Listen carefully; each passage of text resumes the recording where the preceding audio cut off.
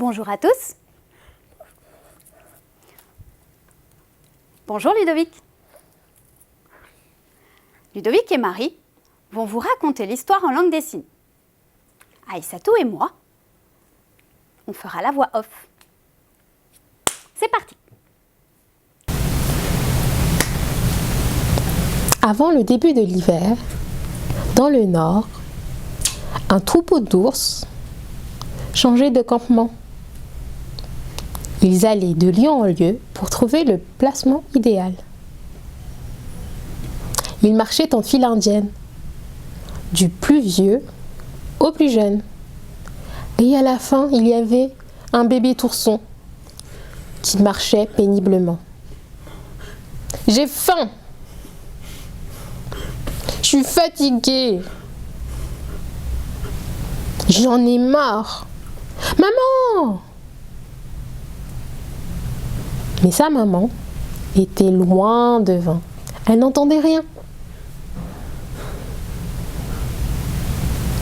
Soudain, il aperçut un arbre de fruits rouges.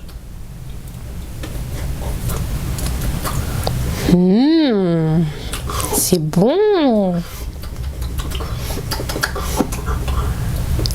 Il en mangea jusqu'à tomber de fatigue. Et il s'endormit sur place. Mais pendant ce temps-là, le troupeau continuait à marcher.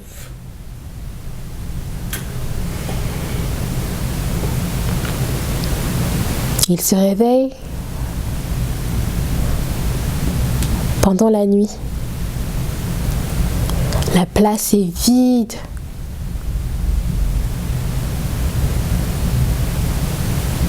Maman! Maman! Maman! Il entend un bruit et des oreilles qui s'approchent. C'était un lièvre. C'est toi qui cries aussi tard là? Je suis tout seul. J'ai perdu ma maman.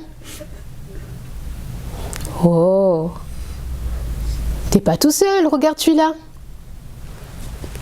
Allez, viens.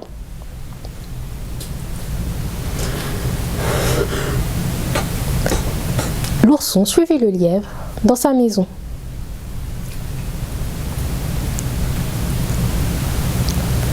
Et le lièvre et l'ourson passèrent l'hiver ensemble.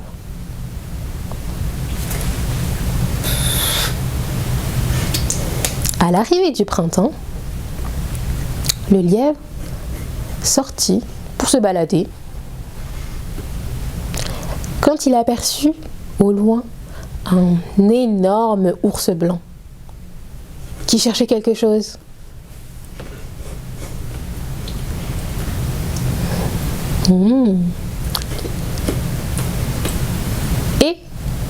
Mais qu'est-ce que tu fais? Tu cherches quelque chose? L'hiver dernier, avec mon troupeau d'ours, j'ai perdu mon bébé pendant qu'on me transmutait de campement. Et je le cherche partout. Moi, je sais où est ton fils. Je l'ai trouvé. Allez, viens voir. Ils s'en allèrent dans la maison du lièvre. Mon ourson, mon bébé, enfin je t'ai trouvé. T'es ma maman? Oui, je suis ta maman. Maintenant, tu viens avec moi, on va aller rejoindre le campement d'ours.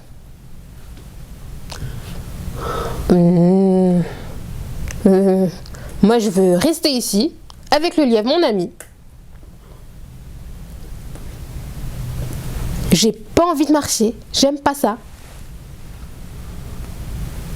Mais si t'es un ours et les ours vivent ensemble, et si tu veux pas marcher, moi je vais te porter. Ah ben si. Et la maman ours prit l'ours par la peau du cou et s'en alla. pendant que celui-ci geignait, se débattait. Ils arrivèrent au campement. La maman déposa l'ourson dans sa maison et alla lui préparer du bon miel. Voilà, mange maintenant, tu as faim.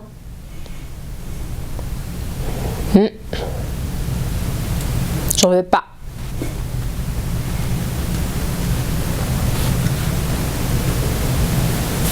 Peut-être que tu es fatigué. Tu peux dormir, repose-toi un peu. Je suis pas fatiguée.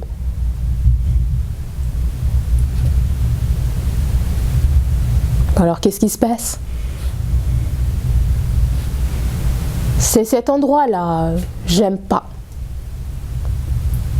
Je veux pas que ma maison soit ici. Ah, bon, d'accord. Bah demain, on change de place. Maintenant, dors un peu et mange un peu, s'il te plaît.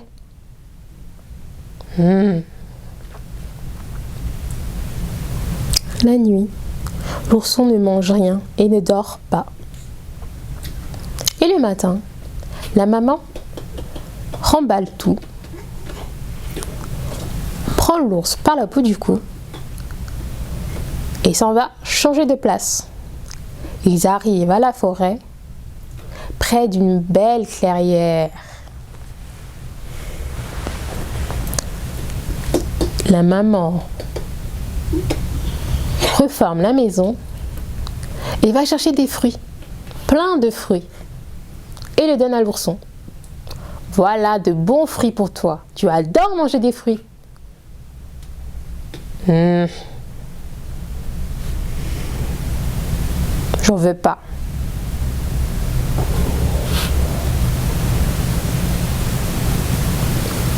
Tu manges pas? Peut-être que tu es fatigué. Alors dors un petit peu. Je suis pas fatiguée.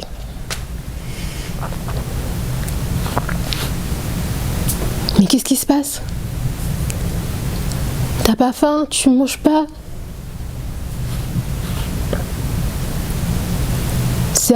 Cette forêt, elle est trop sombre. Et les branches des arbres me griffent. J'aime pas. Ah, mais si c'est ça, demain, on change de campement. Alors s'il te plaît, dors maintenant.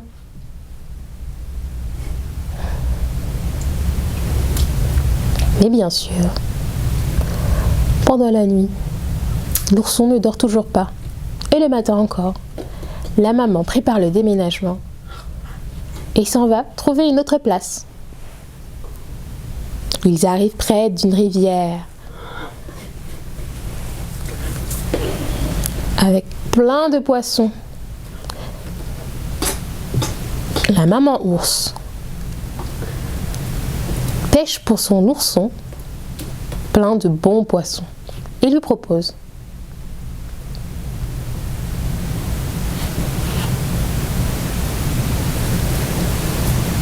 Mais qu'est-ce qui se passe? Tu manges rien, tu dors pas. Peut-être que tu es malade. La rivière là, elle est humide. C'est ça qui va me rendre malade. Ok, mais demain on change de place. Je vais chercher un autre endroit. Mais s'il te plaît, mange un petit peu, un tout petit peu et dors un tout petit peu.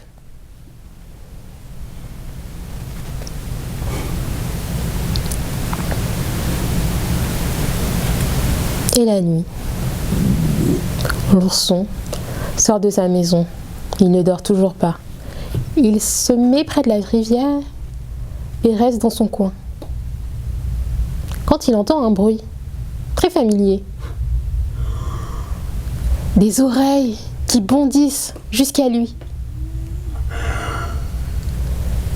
C'est le lièvre, mon ami. T'es revenu? Oui. J'étais triste que tu sois parti. Alors je t'ai rejoint. Et maintenant, on va rester ensemble pour toujours. Est-ce que tu en as envie? Oui, oui, oui, oui, j'en ai envie. Je suis content, je suis heureux. Et tous les deux s'endormirent. Et le matin, la maman préparait le déménagement. Et l'ourson se réveille. « Mais maman, qu'est-ce que tu fais ?» Hier, tu m'as dit que t'aimais pas la rivière parce que c'était humide et que t'allais être malade. Alors, on change. Mais non, moi j'adore la rivière. Et en plus, il y a plein de poissons. En plus, j'ai très très faim. Alors, s'il te plaît, tu peux m'en ramener plein. Et aussi des fruits et du miel aussi. Pour moi et mon ami le lièvre. Il va rester ici pour toujours. Ah. Et enfin, la maman a compris.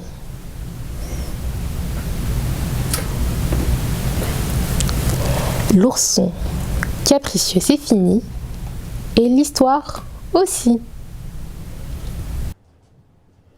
Il était une fois, en Russie, un vieux et une vieille qui s'aimaient tendrement depuis de longues années.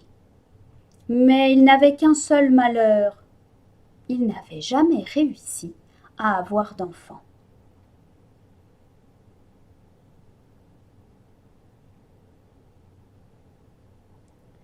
Un jour, alors qu'il avait neigé toute la nuit, les enfants du village sortirent dès le matin pour faire des batailles de boules de neige et pour fabriquer des bonhommes. De sa fenêtre, la vieille les regardait, en soupirant. Elle eut une idée et elle appela son mari. « Et si tous les deux, on fabriquait un enfant en neige ?»« Oh, pourquoi pas? On pourrait essayer, » dit-il. Et ils sortirent dans le jardin. Ils rassemblèrent la neige et fabriquèrent un enfant avec les plus fins détails, les jambes, les bras, le manteau, les boutons, les yeux, mais aussi les cils, le nez, la bouche et même les tresses. La nuit venue, les vieux rentrèrent chez eux, bien fatigués mais très heureux, en pensant au petit enfant qu'ils avaient fabriqué en neige.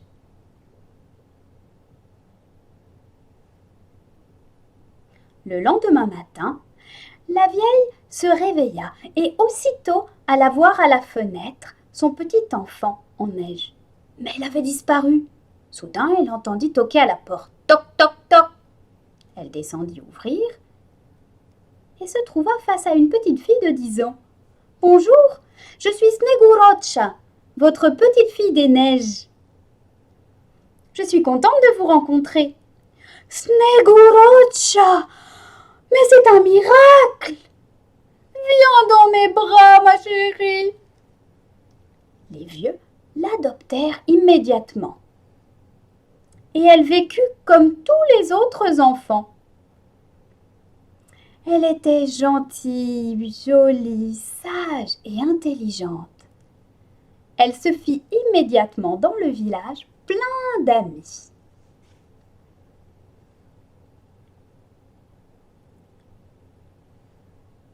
Mais l'hiver finissait et le printemps arriva.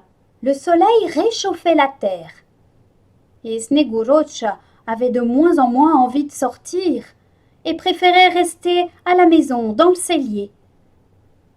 La nuit pourtant, à la faveur d'une pluie ou d'une tempête de grêle, elle ressortait dans le jardin et dansait sous la grêle ou la pluie. Elle était heureuse enfin.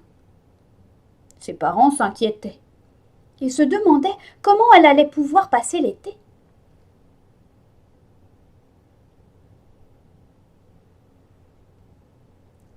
Un jour, pour la fête du printemps, les enfants du village virent chercher Snegurocha. « Allez, viens avec nous, on va faire la fête, danser, chanter.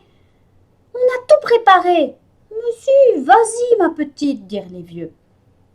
Et Snegorotcha sortit. Elle s'amusa avec les enfants du village. Elle profitait de la musique, elle dansa, elle vit toutes les couleurs des banderoles et de la bonne nourriture. Le soir venu, il était d'usage qu'on allume un grand feu. Elle se mit en file indienne et se prépara, comme tous les autres enfants, à sauter par-dessus le feu pour marquer l'arrivée de l'été. Elle s'élança et sauta par-dessus le feu, mais aussitôt, elle s'évapora. Ses amis la cherchèrent, l'appelèrent. Rien. Elle avait disparu pour toujours. Ses parents étaient tristes, bien sûr, mais en secret, ils espéraient que l'année suivante, Snegorotcha, leur petite fille des neiges, reviendrait. Au revoir, à bientôt!